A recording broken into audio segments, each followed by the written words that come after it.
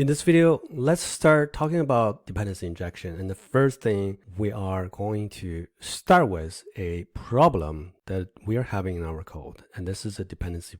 So let's go into our code over here, go to the employee endpoints. So we have this employee endpoints here. The employee endpoints is only hiding the framework details here. Right?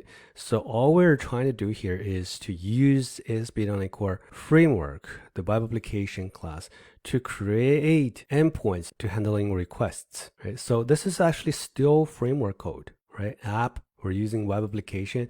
This is still the framework code. And what we are seeing here, we're actually using employees repository to do a lot of stuff. We're reading data from the repository, right? We're updating repository. So all of those data access operations are done through this static repository class, which means that we are forming a dependency between the framework itself, right? The web API code and the data access code. So our web API depends on the employee's repository. It knows about it. It knows the definition about it. If there's any change, let's say this employee's repository is changed to be called employees_repository, then everything here, like all of the references here, need to be changed, and that's not really good for maintenance purpose. And also this employee repository could be handed over to a different team to work on, because this is data access code, whereas the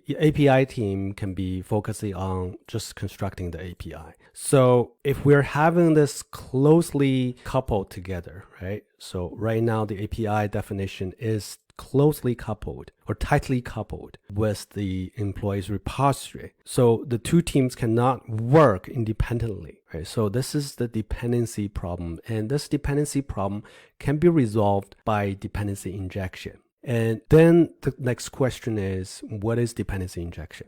Dependency injection is defined by two different principles. One is dependency inversion principles, and the other one is the version control principles. So we're going to go through that in the next couple of lectures. But in this video, I just want to point out the dependency issue, right? This repository is currently tightly coupled with the API definition logic here in the employee endpoints class. So we need to decouple them. And let's try to do that with dependency inversion principles and inversion of control principles in the next two videos. I'll see you in the next one.